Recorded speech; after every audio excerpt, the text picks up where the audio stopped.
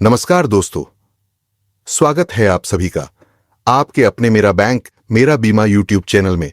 दोस्तों, आज इस वीडियो में आप सभी को हम LIC के एक नए insurance plan single premium endowment plan के बारे में बताने वाले हैं, जिसका प्लान नंबर है 917 है।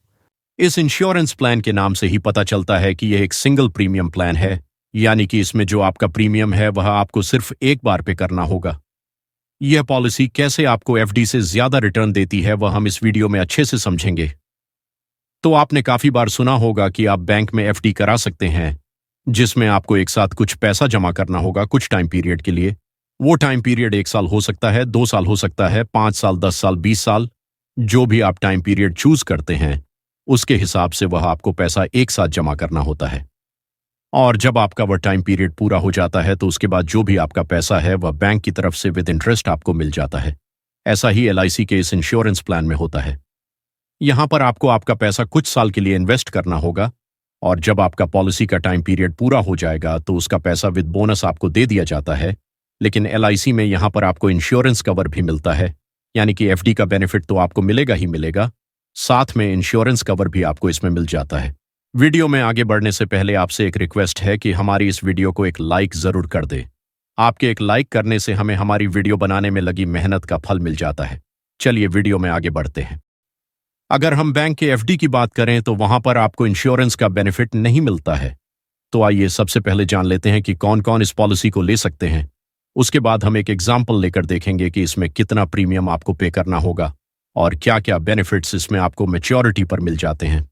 तो सबसे पहले बात आती है मिनिमम एज की, यानी कि कम से कम कितनी उम्र आपकी होनी चाहिए। तो वो यहां पर एज दी गई है 90 दिन की, यानी कि कोई भी व्यक्ति या बच्चा जिसकी उम्र 90 दिन या 90 दिन से ज्यादा की है वो इस इंश्योरेंस पॉलिसी को ले सकते हैं। उसके बाद बात आती है मैक्सिमम एज की, यानी कि ज्यादा से ज्यादा कितनी उम्र के व्यक्ति इस इंश्योरेंस पॉलिसी को ले सकते हैं। तो वह यहां पर एज दी गई है 65 साल की। 90 दिन के बच्चे से लेकर 65 साल के व्यक्ति तक इस इंश्योरेंस पॉलिसी को ले सकते हैं।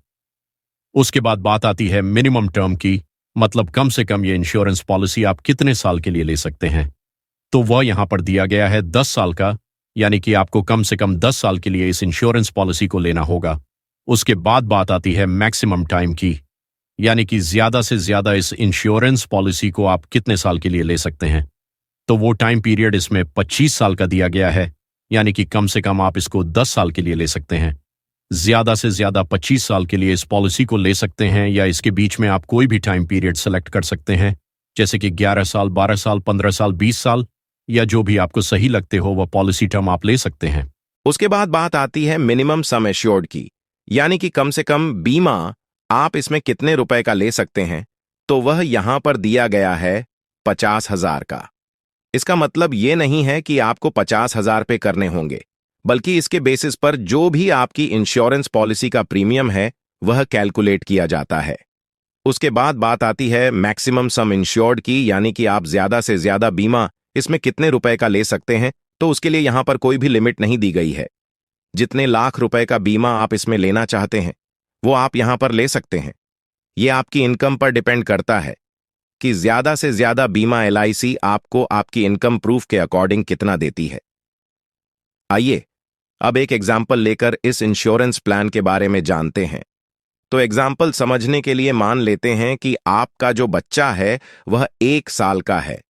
उसके लिए आप यह इंश्योरेंस पॉलिसी लेना चाहते हैं और मान लेते हैं पॉलिसी टर्म हम 25 साल की, यानी कि 25 साल के लिए इस पॉलिसी को आप लेना चाहते हैं।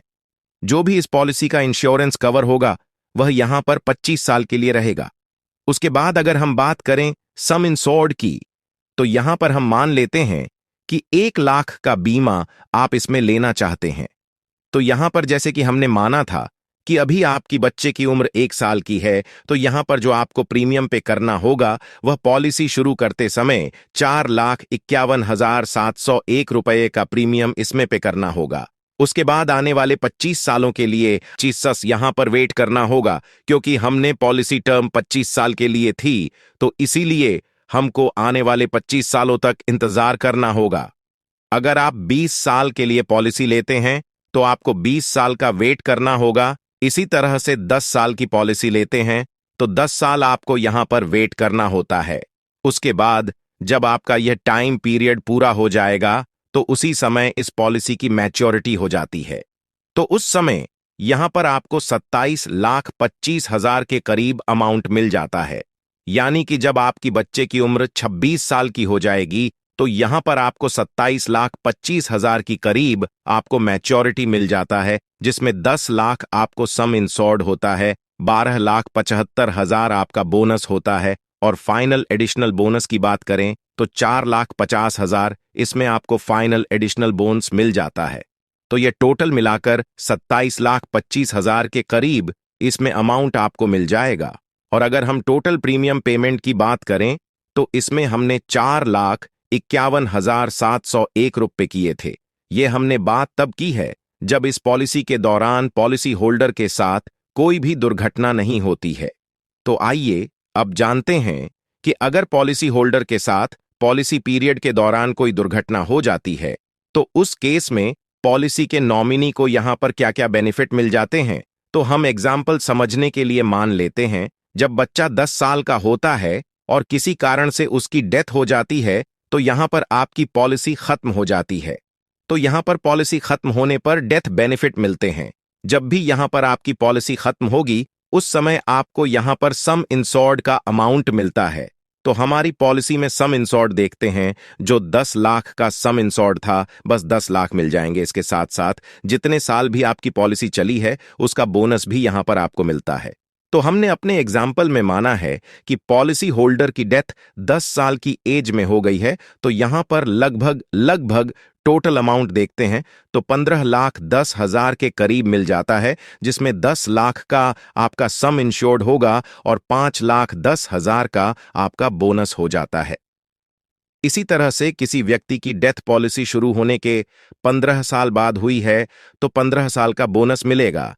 साथ ही साथ आपकी पॉलिसी का जो भी सम इंश्योर्ड अमाउंट होता है वह यहां पर मिल जाता है। यहां पर आप इस पॉलिसी में कुछ एडिशनल बेनिफिट भी ले सकते हैं, जिनके लिए आपको कुछ एक्स्ट्रा प्रीमियम यहां पर पे करना होगा। यहां पर आप अपनी पॉलिसी में टर्म राइडर ऐड करा सकते हैं। टर्म राइडर का बेनिफिट यह होगा कि अगर पॉलिसी होल्डर की डेथ हो जाती है तो उस समय पॉलिसी होल्डर की डेथ होने पर जो आपको बेनिफिट मैंने यह आपको बताए हैं वह तो मिलेगा ही मिलेगा। साथ में 10 लाख का अमाउंट और आपके यहां पर पॉलिसी के बेनिफिट में ऐड कर दिए जाते हैं। आपको यहां यह ध्यान रखना है कि यह बेनिफिट तभी मिलेगा जब पॉलिसी होल्डर की डेथ हो जाती है। इसी के साथ साथ आप यहां पर एक और बेनिफिट ऐड करा सकते हैं, जो कि है एक्सीडेंटल डेथ और डिसेबिलिटी बेनिफिट का। यानी कि अगर पॉलिसी होल्डर के डेथ एक्सीडेंट के कारण होती है तो यहां पर आपकी पॉलिसी में 10 लाख और ऐड कर दिए जाएंगे। यानी कि जो बेनिफिट आपको मैंने बताए हैं वह तो मिलेंगे ही मिलेंगे, साथ ही साथ 10 लाख और आपके बेनिफिट में ऐड कर दिए जाते हैं। यानी कि 15,10,000 तो मिलेंगे, साथ ही साथ 10 लाख आपको टाइम राइडर के मिलेंगे और एक्सीडेंट के कारण डेथ होती है तो यहां पर आपको 10 लाख और मिल जाते हैं। ये दोनों बेनिफिट अगर आप अपनी पॉलिसी में ऐड करना चाहते हैं तो कुछ एक्स्ट्रा प्रीमियम देकर आप इन बेनिफिट्स को अपने पॉलिसी में ऐड करा सकते हैं। यहां पर काफी लोग पूछते हैं कि इसमें रिस्क कवर कब से शुरू होता है। तो उन लोगों को मैं बताना चाहूंगा कि आपकी उम्र या आपके बच्चे की उम्र 8 साल या 8 से ज्यादा की है तो पॉलिसी लेते ही आपकी पॉलिसी का रिस्क कवर शुरू हो जाता है।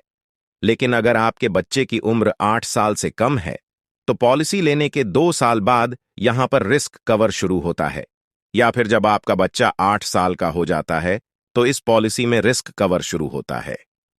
इन दोनों ही कंडीशन में से जो भी पहले पूरी हो जाती है उसके हिसाब से आपकी पॉलिसी में रिस्क कवर शुरू हो जाता है। काफी लोग यहां पर यह भी पूछते हैं कि अगर हमारा रिस्क कवर शुरू नहीं हुआ है और डेथ हो जाती है तो हमें क्या बेनिफिट मिलता है। तो उस केस में जो भी आपने प्रीमियम पे किया है तो उसमें से जो भी जीएसटी के चार्जेस हैं वह हटाकर बचा अमाउंट आपको पे कर दिया जाता है।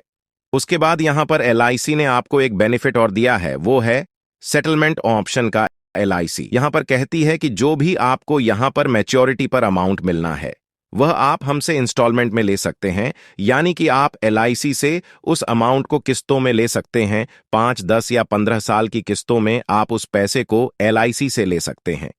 एलआईसी उन किस्तों पर आपको इंटरेस्ट भी देती है। इसी तरह से जो भी डेथ पर अमाउंट मिलता है उसको भी आप यहां पर इंस्टॉलमेंट में ले सकते हैं। अगर आप इस डेथ बेनिफिट को इंस्टॉलमेंट में लेना चाहते हैं तो पॉलिसी के दौरान आपको एलआईसी को यह बताना होगा कि आप इस बेनिफिट को अपनी पॉलिसी में लेना चाहते हैं, यानी कि आप इस पैसे को इंस्टॉलमेंट में लेना चाहते हैं।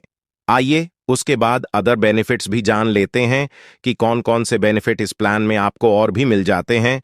तो यहां पर बात करते हैं एडिशनल राइडर की, यानी कि कौन कौन से और एडिशनल बेनिफिट आप इसमें ले सकते हैं।